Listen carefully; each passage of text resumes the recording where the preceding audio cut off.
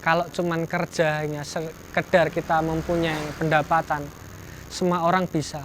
Tapi cobalah kita bekerja yang mempunyai nilai manfaat, yang mempunyai nilai dakwah, agar hidup kita tidak terbuang sia-sia juga, agar hidup kita itu tidak hanya sekedar hidup muter terus cari uang buat makan, cari uang buat makan terus, tapi ada nilai ibadahnya juga.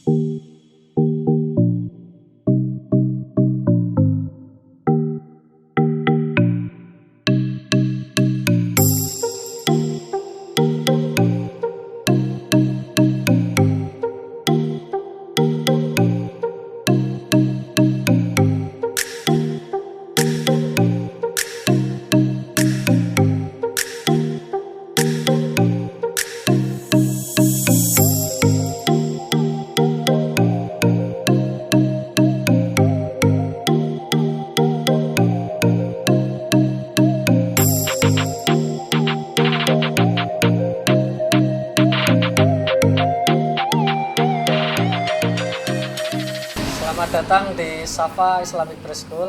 Assalamualaikum warahmatullahi wabarakatuh. Perkenalkan, saya Faisal Akbar, SEIMM, founder dari Safa Islamic Preschool.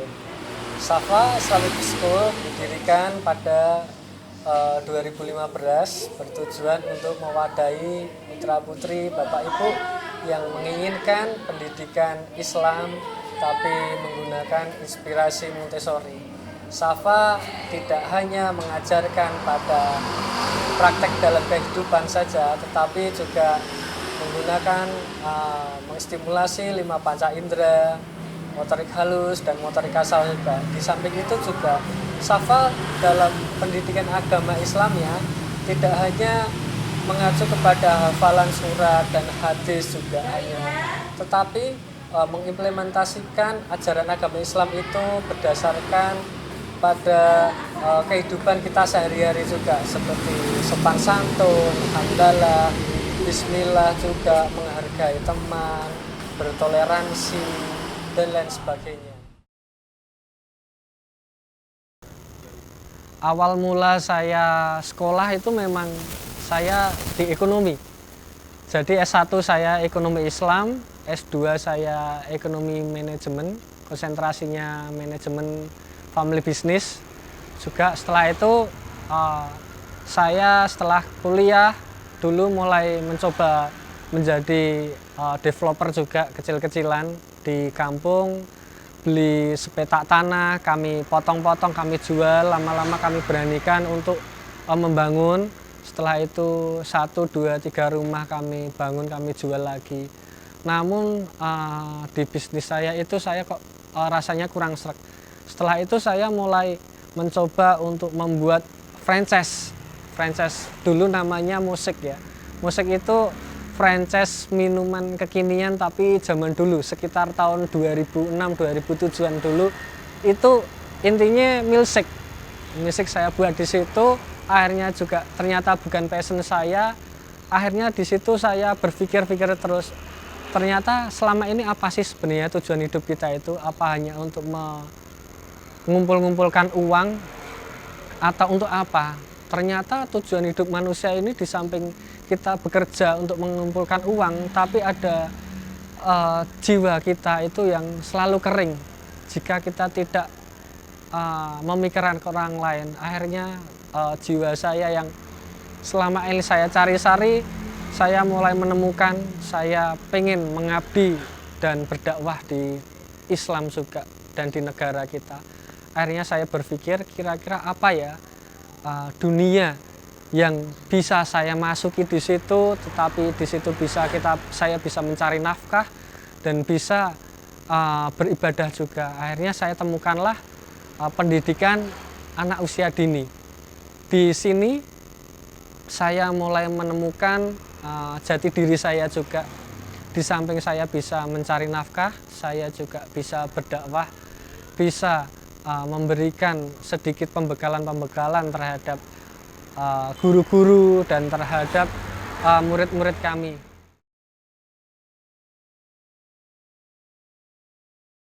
Namun impian tidak semudah membalikkan telapak tangan.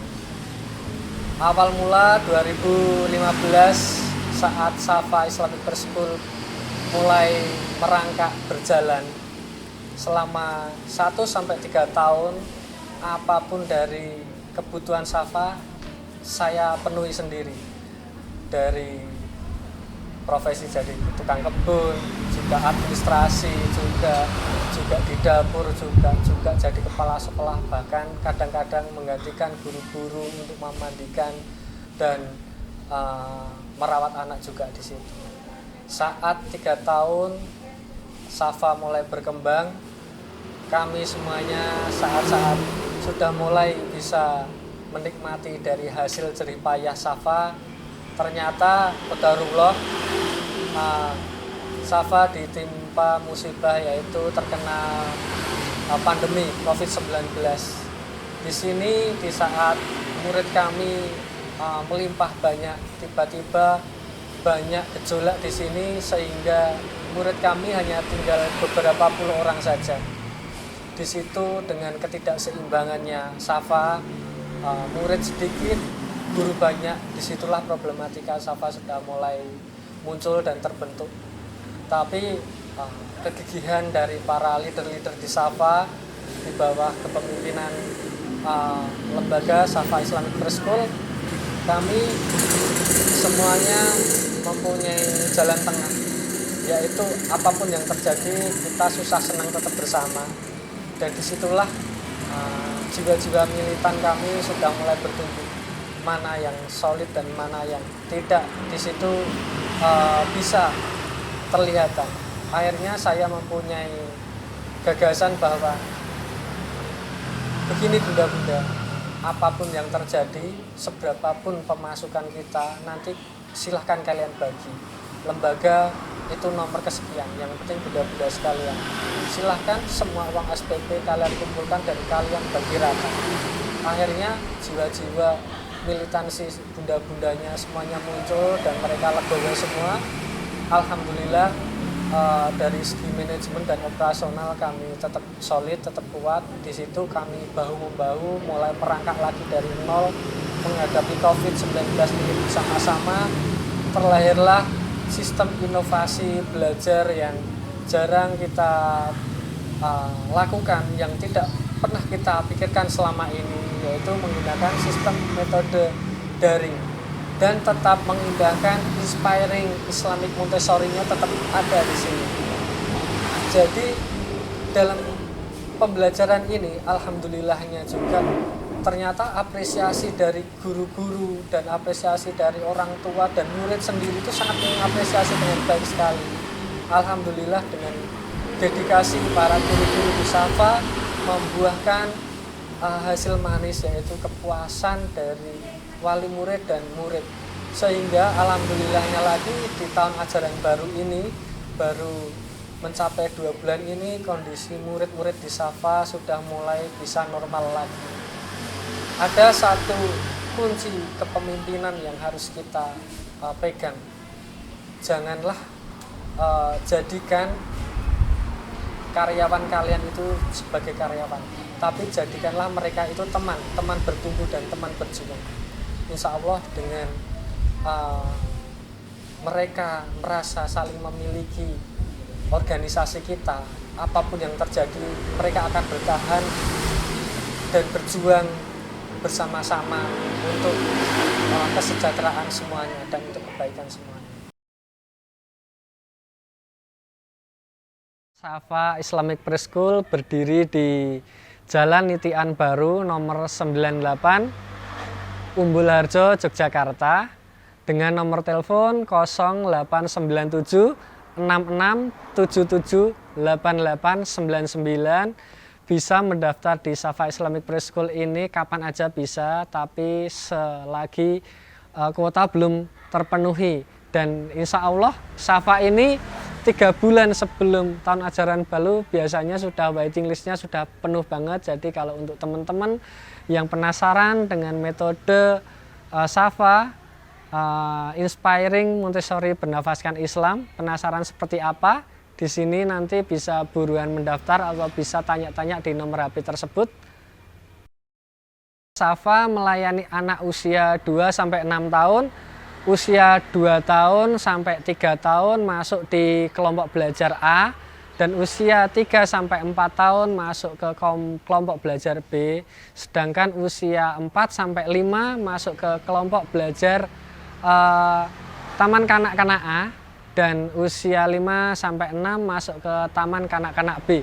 Mungkin untuk teman-teman yang usianya nanggung-nanggung bisa konsultasi ke nomor HP berikut biar nanti bisa lebih jelas. Oke, baik, untuk teman-teman yang lagi masih galau mencari bisnis, kira-kira bisnis apa yang cocok untuk saya, coba kalian resapi dulu di dalam diri kita, kira-kira apa sih yang sebenarnya tujuan hidup kita itu. Dan kalau hidup cuman sekedar hidup, hewan pun bisa hidup. Kalau cuman kerjanya sekedar kita mempunyai pendapatan, semua orang bisa. Tapi cobalah kita bekerja yang mempunyai nilai manfaat, yang mempunyai nilai dakwah, agar hidup kita tidak terbuang sia-sia juga, agar hidup kita itu tidak hanya sekedar hidup muter terus cari uang buat makan, cari uang buat makan terus, tapi ada nilai ibadahnya juga. Insya Allah di situ nanti kita akan menemukan ketenangan di dalam hidup juga, dan kita akan dipermudah oleh Allah juga dalam mencari rezeki, dalam berdakwah. Mungkin sedikit penggalan cerita dari saya bisa buat menginspirasi teman-teman juga, bahwa jangan sekedar mencari uang aja, tapi harus ada nilai ibadahnya, karena itu bisa menenteramkan hati kita juga. Yang kedua, coba di subscribe channel ini, karena channel ini nanti akan membahas banyak sekali pengalaman-pengalaman hidup entrepreneur-entrepreneur muda yang mereka berjuang dari nol. Tidak hanya enaknya saja yang mereka kupas juga, tapi ada segi-segi dari perjuangan mereka yang bisa menginspirasi kita. Mungkin dari itu dari saya, akhirul kalam. Wassalamualaikum warahmatullahi wabarakatuh.